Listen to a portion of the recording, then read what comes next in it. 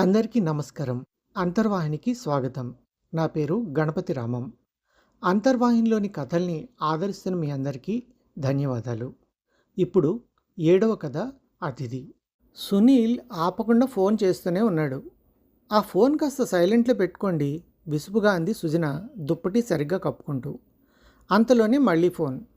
ఎవరండి ఇంత పొద్దున్నే ఫోన్ లిఫ్ట్ చేయకపోయినా మళ్ళీ మళ్ళీ చేస్తూనే ఉన్నారు అంది సుజన. సునీల్ గాడు చెప్పాడు సందీప్. ఎవరు? మీ శ్రీరాంపురం ఫ్రెండా అంది. అవును అన్నాడు. ఓ, ఇవాళ మీకు వెళ్ళడానికి వీలు కాదుగా అంది. ఎక్కడికి, ఎందుకు అన్నాడు సందీప్. అదే, వాళ్ళ నాన్నకి సీరియస్గా ఉందని మొన్ననే చెప్పాడు కదా, ఇంత పొద్దున్నే చేస్తుంటే ఆయన ఏమైనా అని సుజన్ అంటుండగానే అవునవును బాగా గుర్తు చేసావు, పాపం ఏమైందో అని ఫోన్ దిగిపోతూ మళ్ళీ ఏదో ఆలోచించుకుని వద్దులే, ఏదైనా దుర్వార్త అనుకో, ఇవాళ నాకు మీటింగ్ ఉంది, నేను వెళ్ళలేను ఉండలేను అంటూ ఫోన్ పక్కన పెట్టేశాడు. కానీ సునీల్ ఫోన్ చేస్తూనే ఉన్నాడు. దేవుడా, ఇంకా నిద్ర పట్టనిచ్చేలా లేడు, ఫోన్ లిఫ్ట్ చేయండి అంది సుజన. సరే అంటూ ఫోన్ లిఫ్ట్ చేశాడు. ఏరా, ఫోన్ లిఫ్ట్ చేయవేంట్రా, ఇంకా నిద్ర లేవలేదా ఏంటి? ఇదిగో గోదావరి ఎక్స్ప్రెస్ దిగి సికింద్రాబాద్ స్టేషన్లో వెయిట్ చేస్తున్నా. ఈ లగేజ్ మోసేవాళ్ళు ట్యాక్సీ వాళ్ళు నా చుట్టే తిరుగుతున్నారు, బెల్లం చుట్టూ ఈగల మెంటలెక్కిపోతుంది. ఇంతకీ మన ఇల్లు ఎక్కడా? గ్యాప్ లేకుండా తాను చెప్పాల్సింది చెప్పేశాడు సునీల్. అదేంట్రా చెప్పా పెట్టకుండా ఊడిపడ్డావు, నాన్నకి ఎలా ఉంది అడిగాడు సందీప్. నాన్న బాగానే ఉన్నాడు, చెప్పా పెట్టకుండా అంటావేంటి? మొన్ననే కదరా ఫోన్లో చెప్పాను ఓ ఇంపార్టెంట్ పని మీద హైదరాబాద్ వస్తున్నానని. సరే వచ్చినప్పుడు కలుద్దాం అన్నావు కదా, మర్చిపోయావా ఏంటి అడిగాడు సునీల్. సందీప్ తల పట్టుకుంటూ సుజన వైపు చూశాడు. ఇప్పుడు ఎలా అన్నట్టు సైగ చేసింది సుజన. నేను మేనేజ్ చేస్తా అన్నట్టు సైగ చేస్తూ, ఒరే ముందే చెప్పాలి కదరా ఇవాళ వస్తున్నాన్ని, నేనేమో ఊర్లో లేను అన్నాడు సందీప్. అమ్మా చంపేశావు కదరా, ఏ ఊరు వెళ్ళావేంటి అడిగాడు సునీల్. అది బెంగళూరు ఆఫీస్ పని మీద చెప్పాడు సందీప్. దేవుడా, ఎప్పుడు వస్తావేంటి అని సునీల్ అడుగుతుండగానే ఏం పని మీద వచ్చావేంటి అడిగాడు సందీప్. అదేరా, మన మునసబు ఉండేవాడు కదా, ఆయన కొడుకు వేణుగాడు ఉండేవాడు గుర్తుందా, వాడు హైదరాబాద్లోనే ఉంటున్నాడు, వాడి పెళ్ళం ప్రాణాల మీదకి వచ్చింది అని అడిగితే 10 లక్షలు కొట్టాను. నీ మెయిల్ మర్చిపోలేనన్నయ్య, నెల రోజుల్లో సర్దేస్తాను అన్నాడు. సంవత్సరం దాటినా వాయిదాలు వేస్తూనే ఉన్నాడు. మొన్న గట్టిగా అడిగితే హైదరాబాద్ వచ్చి అన్నయ్య సెటిల్ చేసేస్తాను అన్నాడు. అందుకే సంగతి ఏంటో తేల్చుకుందామని వచ్చేసాను అన్నాడు. అవునా, ఎన్ని రోజులు ఉంటావేంటి అడిగాడు సందీప్. ఇదిగో ఇవాళ ఇచ్చేస్తే గరీబ్ బ్రతికి వెళ్ళిపోతా, లేదంటే మళ్ళీ రేపు గోదావరికి చెప్పాడు సునీల్. అవునా, నేను రేపు రాత్రికో ఎల్లుండి పొద్దుటికో వస్తాను, సుజనకేమో రోజు ఆఫీస్ నుండి వచ్చేసరికి రాత్రి అయిపోతుంది అన్నాడు సందీప్. అయ్యో సర్లేరా, నేనే హోటల్లో చూసుకుంటాను, ఈ లెక్కన చెల్లెమ్మని పిల్లల్ని కూడా చూడడం కుదరదన్నమాట అన్నాడు సునీల్. అవునరా, నువ్వు ముందే చెప్తే మా షెడ్యూల్స్ అడ్జస్ట్ చేసుకునేవాళ్ళం, మా సిటీ బతుకులు తెలిసిందే కదా అన్నాడు సందీప్. నువ్వేం కంగారు పడిపోకరోయ్, మన ఇల్లుండగా ఈ హోటళ్ళు గీటళ్ళు ఎందుకని ఫోన్ చేశాను అంతే, నా పని అయ్యాక మళ్ళీ చేస్తాలే అని చెప్పి పెట్టేశాడు సునీల్.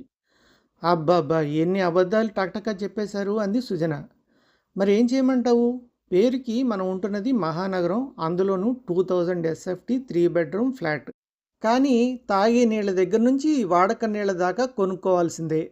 పేరుకే 3 బెడ్రూమ్, కానీ ఎవరైనా గెస్ట్లు వస్తున్నారన్నా నీ కూతురు కొడుకు వాళ్ళ బెడ్రూమ్లు ఇవ్వడానికి ఇష్టపడరు, మా స్పేస్ మాకు కావాలంటారు, పెద్ద ఆస్ట్రోనాట్స్ లాగా.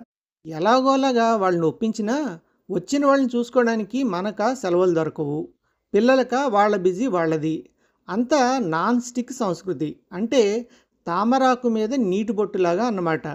మొహమాట నవ్వులు నవ్వుతూ అసలు అంటీ ముట్టనట్టే తిరుగుతుంటారు. ఇంట్లో కొత్తగా ఒక్క మనిషి ఎక్కువ కనిపించినా పనమ్మాయి తర్వాత రోజు ఎగ్గొట్టేస్తుంది. ఇక వంట సంగతి అంటావా, మన వరకు మనం ఏదో కూరో పప్పో వండేసుకుని బాక్సులు పెట్టేసుకుంటాం. రాత్రికి అసలు వండుకునే ఓపికే లేక సిగ్గు లేకుండా స్విగ్గీ ఆర్డర్లే ఇచ్చుకుంటాం. గెస్ట్లు వస్తే ఇదంతా కుదరదుగా, అందులోనూ పల్లెటూరు నుండి వచ్చిన సునీల్కి అయితే అడ్జస్ట్ అవ్వడం ఇంకా కష్టం. మరి అబద్ధం ఆడకి ఏం చేయమంటావు అన్నాడు కాస్త ఆవేశంగా. సందీప్ని చూస్తే సుజన్కి కాస్త నవ్వొచ్చింది. పోనీ రమ్మంటారా, ఎలాగో అలా అడ్జస్ట్ అవుదాం అంది. నాకు వాడిని రమ్మనాలనే ఉంది, కానీ కాస్త ప్రాక్టికల్గా ఆలోచించు, అయినా బెంగళూరులో ఉన్నానని చెప్పేశాను కదా అన్నాడు సందీప్.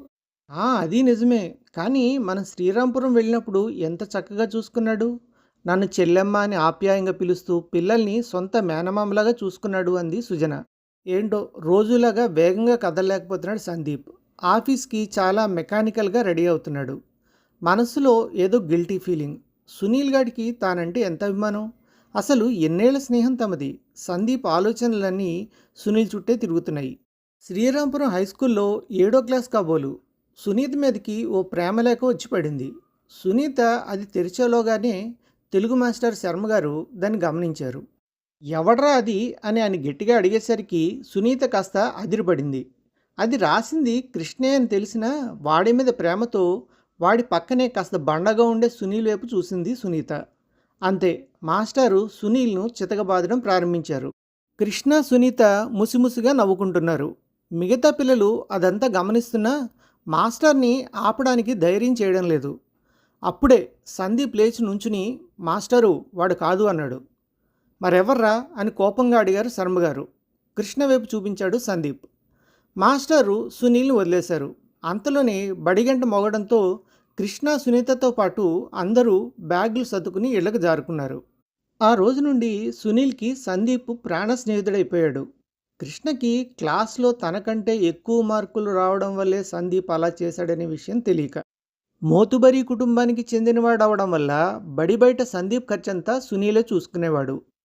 పుల్లైసులు, పాలేసులు, షర్బత్లు, తాండ్రలు, ఊరేసిన ఉసిరికాయలు, రేగుపళ్ళు, తేగలు, జీళ్ళు, తేనెమిఠాయిలు, గోలీ సోడాలు, కలర్ సోడాలు, బబుల్ గమ్లు, తర్వాత లిమ్కాలు, గోల్డ్ స్పాటు, క్యాంపా కోలాలు, సోమాలు, ఇలా ఏది అడిగితే అది సునీలే ఇప్పించేవాడు. తరగతులు పెరిగే కొద్దీ వారి స్నేహం పెరిగింది. మొత్తానికి 10 గట్టెక్కి తునిలో ఇంటర్మీడియట్ కోసం జూనియర్ కాలేజీలో చేరారు. కాలేజీకి వెళ్ళడానికి దాదాపు 7 కిలోమీటర్లు సైకిల్ తొక్కడము సునీల్ వంతే. నిజానికి ఆ హీరో సైకిల్ సునీల్దే అయినా సందీపే హీరోలా ఫోజు కొట్టేవాడు, సొమ్మొక్కడిది సోకొకడిది అన్నట్టు. ఇక క్లాసులు ఎగ్గొట్టి వీర్రాజు థియేటర్లో సినిమాలకు వెళ్తే డబ్బులు కట్టేది కూడా సునీలే. అభినవ త్యాగరాజుల స్నేహం కోసం ఎంతటి త్యాగానికైనా సిద్ధమనే స్థితికి చేరుకున్న సునీల్ జీవితంలో ఊహించిన ట్విస్ట్ ఇంటర్ సెకండ్ ఇయర్ పరీక్షల్లో ఎదురైంది. స్క్వాడ్ వచ్చిందని తెలిసి ఎవడో తాను పెట్టుకున్న స్లిప్ని సందీప్ వైపు విసిరేశాడు. స్క్వాడ్ సందీప్ దగ్గరకు రాగానే అది తన స్లిప్పే అని లేచి నుంచున్నాడు సునీల్. అది సందీప్ పట్ల తన కృతజ్ఞతకి, త్యాగానికి పరాకాష్ట. ఫలితంగా ఏడాది పాటు డిబారయ్యాడు. ఇంట్లో బాగా తన్నులు తిన్నాడు. అక్కడితో సునీల్ చదువుకు ఫుల్ స్టాప్ పడినా బిజినెస్లో దిగడంతో నక్కతోక తొక్కినట్టు లక్కు కలిసొచ్చింది. మూతపడ్డానికి సిద్ధంగా ఉన్న రైస్ మిల్ని డెవలప్ చేసుకోగలిగాడు. ఇక సందీప్ లక్కు ముక్కు సూటిగా పయనించడంతో ముక్కుతూ మూలుగుతూ బీకాం పూర్తి చేసి హైదరాబాద్లో పడి పద్దులకు పద్ధతులకు మధ్య నలిగిపోయి అకౌంటెంట్ అయ్యాడు. పోస్ట్ కార్డులు, ఇన్లాండ్ కవర్ల నుండి మొబైల్ ఫోన్లు, వాట్సాప్ల వరకు కాలం గిర్రున తిరిగింది. అప్పట్లో వారానికో నెలకో ఉత్తరాలైనా రాసుకునేవారు. ఇప్పుడు చేతిలో మొబైల్ ఉన్నా ఏడాదికోసారైనా మాట్లాడుకోవడం కూడా కష్టమైపోతోంది. శ్రీరాంపురంలో సందీప్ కుటుంబ సభ్యులెవరూ ఉండడం లేదు. ఏరా, నన్ను మన ఊరిని చూడ్డానికైనా రావచ్చు కదరా అని సునీల్ అంటూనే ఉంటాడు. ఈసారి తప్పకుండా వస్తారా అని సందీప్ చెప్తే నిజంగా వచ్చినంత ఆనందపడేవాడు. మొన్న ఈ మధ్య అన్నవరంలో బంధువుల పెళ్లి ఉందంటే సందీప్ కుటుంబ సమేతంగా బయలుదేరాడు. అది తెలిసి సునీల్, ఈసారి నువ్వు తప్పించుకోలేవరోయ్ అంటే మరో 2 రోజులు సెలవు ఎక్స్టెండ్ చేసుకుని శ్రీరాంపురం వెళ్ళారు. సునీల్ ఆనందానికి హడావుడికి అంతే లేదు. సునీల్ భార్య సత్యవతి, 2 పిల్లలు, సునీల్ అమ్మా నాన్న సైతం సందీప్ కుటుంబానికి ఆత్మీయ ఆతిథ్యం ఇవ్వడంలో మమేకమైపోయారు. సునీలు పిల్లలందరినీ పిలిచి రేకుల షెడ్లో భద్రపరిచిన పాత ఇనుప పెట్టె తీశాడు. తమ బాల్యానికి గుర్తులుగా ఉన్న గోటీ బిళ్ళ, గోళీకాయలు, బొంగరం, aluminium school box, Nataraj pencil, geometry box, Camlin రబ్బర్లు, పాత పుస్తకాల మధ్యలో నెమలిపించాం. ఇలా ఒక్కొక్కటి తీసి వాటితో తమ జ్ఞాపకాల గురించి చెప్తుంటే పిల్లలు చాలా ఆసక్తిగా విన్నారు. ఎంత జాగ్రత్తగా దాచుకున్నారన్నయ్యా అంది సుజన. అవునమ్మా, నిజానికి ఇవే నా ఆస్తులు అంటూ మురిసిపోయాడు సునీల్. ఒరేయ్, పాత సైకిల్ టైర్లు కొట్టుకుంటూ వెళ్ళడం, తాటికాయ బళ్ళు గుర్తున్నాయా అడిగాడు సందీప్. మర్చిపోతే కదా అన్నాడు సునీల్. ఇక సత్యవతి అయితే తనకు వచ్చిన వంటలన్నీ వండేసింది. ఆ రోజు సాయంత్రం పిల్లలు, మనకి దగ్గరలోనే అద్దరిపేట బీచ్ ఉంది, అద్దరిపోద్ది పదండిని తీసుకువెళ్ళాడు సునీల్. అక్కడ సముద్రంలోకి చొచ్చుకుపోతున్న వంతెన ఫోటోగ్రఫీకి భలే ఉంది. ఇక తూర్పు కనుమల్లో పుట్టిన తాండవ నది సముద్రంలో కలిసే చోటున పెంటకోట బీచ్ కూడా చాలా అందంగా ఉంది, ఎక్కడా సహజత్వం కోల్పోకుండా. పిల్లలు సముద్రంలో తడుస్తూ చాలా బాగా ఎంజాయ్ చేశారు. ఒరేయ్ సందీపు, మనం పొలంలో వరిగడ్డిపై పడుకుని కబుర్లు చెప్పుకొని ఎన్నాళ్ళైందిరా అన్నాడు. ఆ రాత్రికి వరిగడ్డినే పరుపులుగా చేసుకుని నిండైన వెన్నెలను చూస్తూ సందీప్, సునీల్ తమ బాల్యాన్ని గుర్తు చేసుకున్నారు. మరుసటి రోజు ఇంతవరకు వచ్చి తలుపులమ్మ లోకి వెళ్ళకపోతే ఎలారా అంటూ అమ్మవారి దర్శనానికి తీసుకువెళ్ళాడు. అక్కడి నుండి నిత్యం వైకుంఠ ద్వార దర్శనం కల్పించే శ్రీ ఉపమాక వెంకటేశ్వర స్వామి ఆలయానికి తీసుకువెళ్ళాడు. అక్కడి ప్రకృతి సౌందర్యాన్ని పిల్లలు సైతం బాగా ఆస్వాదిస్తున్నారు. అటుపై ఇవిగో ఇవే మా జంట నగరాలంటూ తుని, పాయకరావుపేటలు కలయి తిప్పేశాడు. ఇదిగో ఇదే శ్రీ రాజా ప్రభుత్వ జూనియర్ కళాశాల, అల్లూరు సీతారామరాజు ఇక్కడే చదువుకున్నాడు అంటూ గర్వంగా చెప్పాడు సునీల్. ఇంకో ఇద్దరు కూడా ఇక్కడే చదువుకున్నారు, ఏం ప్రయోజనం అంటూ సందీప్ సునీల్ వైపు చూసి నవ్వేశాడు. నీకు తెలుసా చెల్లమ్మా, మన తుని మంచి మార్కెట్ సెంటర్, జూట్ ఉత్పత్తులకి ఫేమస్. చాలా పాత షుగర్ ఫ్యాక్టరీల్లో ఒకటైన తాండవ షుగర్స్ ఇక్కడ ఉంది. అంతేనా, ఈ ప్రాంతంలో దాదాపు 250 రకాల మామిడి పళ్ళు పండుతాయి చెప్పాడు సునీల్. 250 రకాల అంది సందీప్ కూతురు కళ్యాణి.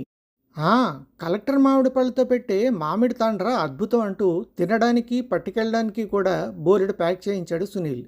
ఇక్కడ మంచి క్వాలిటీ జీడిపప్పు కూడా దొరుకుతుంది. అసలే మర్చిపోయాను, తుని తమలపాకంటే నెంబర్ 1 అంతే. కొంచెం కారంగా మెత్తగా ఇలా నోట్లో వేసుకుంటే కరిగిపోతుంది అని చెప్పాడు సునీల్. ఇక శ్రీరాంపురానికి తిరిగి వెళ్తుంటే, చెల్లెమ్మ నీకు తుని తగ్గు గురించి తెలుసా అన్నాడు. అంటే అంది సుజన. అంటే కట్టె విరక్కుండా పాము చావకుండా తీర్పు చెప్పే నైపుణ్యం అన్నమాట. అది ఇక్కడ ఎక్కువ అంటారు. ఓసారి లక్ష్మీదేవి ఆమె సోదరి జ్యేష్ఠాదేవి నేను అందంగా ఉన్నాను అంటే నేను అందంగా ఉన్నానంటూ తగువాడుకున్నారంట. తునిలో ఓ శెట్టిగారింటికి వెళ్ళి ఆయన్ని అడిగితే ఆయన బాగా ఆలోచించి, లక్ష్మీదేవి నువ్వు ఇంట్లోకి వస్తుంటే బాగున్నావు, జ్యేష్ఠాదేవి నువ్వు బయటికి వెళ్తుంటే బాగున్నావు అంటూ చాలా తెలివిగా సమాధానం ఇచ్చాడంట అని చెప్పాడు సునీల్. అందరూ హాయిగా నవ్వుకున్నారు. 2 రోజులు ఇట్టే గడిచిపోయాయి. సందీప్ వాళ్ళు వెళ్ళిపోతుంటే, సునీల్కి నువ్వంటే చాలా ప్రేమ, వస్తూ ఉండు సందీపు చెప్పింది సునీల్ వాళ్ళమ్మ. సరే అన్నాడు సందీప్. సునీల్కి బెంగతో దాదాపుగా మాట రాలేదు. ఊరి చివరి వరకు వచ్చి మరీ వాళ్ళకి వీడ్కోలు పలికాడు.